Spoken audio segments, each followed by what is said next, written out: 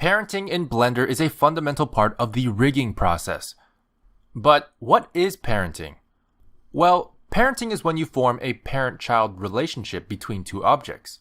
And a parent-child relationship is when a child object inherits the transformations of a parent object. However, the child can still have its own local transformations in addition to the transformations inherited from the parent. It's kind of like how kids have to follow their parents when their parents move from one city to another. But once they're in the new city, the kids can still walk to school on their own. But why would we want to parent objects to another object? Oftentimes, parenting helps to more easily control the transformation and pivot points of a group of objects for the sake of animation.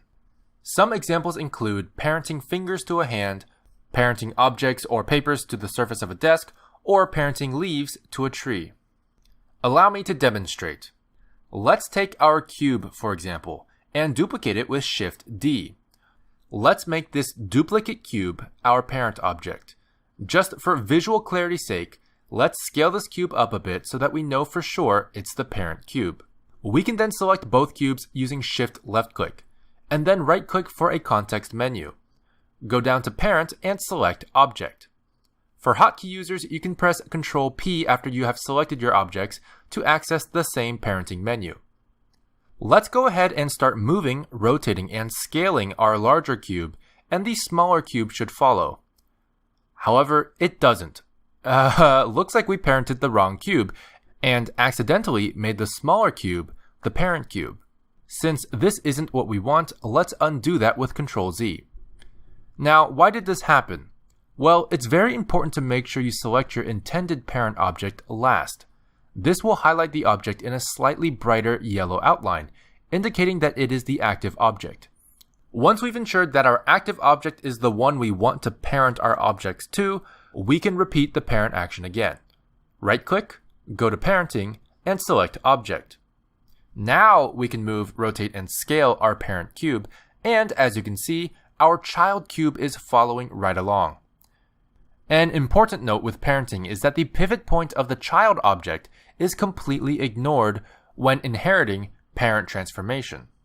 This includes instances where you select both the child and parent objects. However, transforming the child object still uses the child's local object origin. In fact, the child can still move around normally while parented. It will simply be influenced by the parent's transformations in addition to its own. A parent object can have multiple children objects, but child objects can only have one parent. For example, we can add a new cube to the scene by going to the Add menu, going to Mesh, and selecting Cube. This new cube does not currently have a parent, but we could parent it to the same large cube our other cube is parented to. This will give our larger cube 2 child cubes. Fun fact, if you want 3 child cubes, you can actually duplicate one of these cubes and it'll still be parented to the same large cube.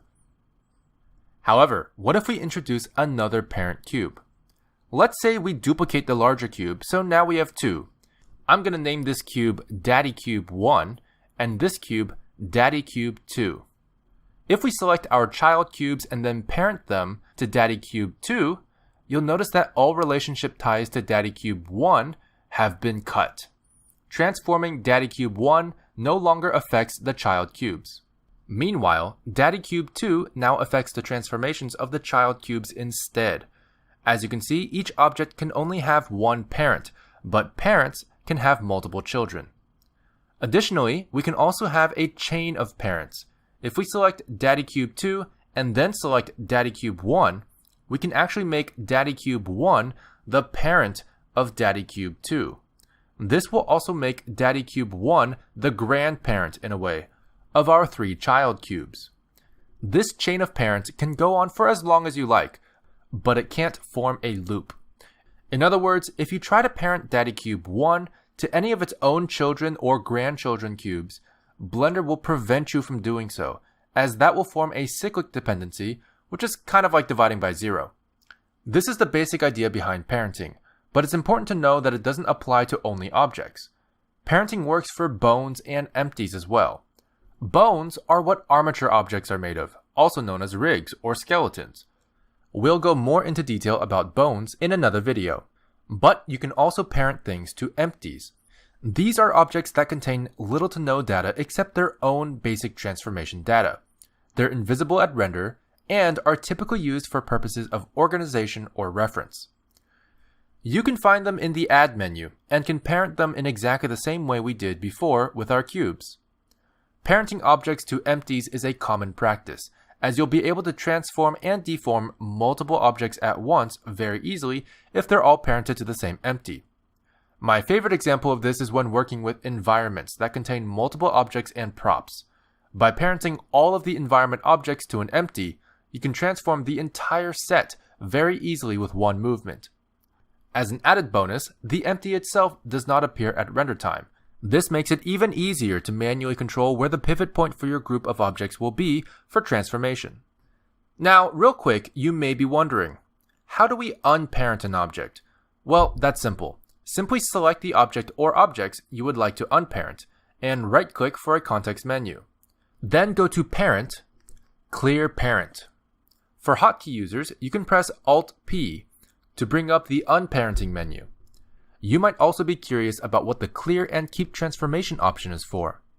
This is used for cases where the object you're trying to unparent has already inherited transformation from its parent for a while, and you want to keep that transformation, but removing the parent-child relationship actually removes that transformation entirely.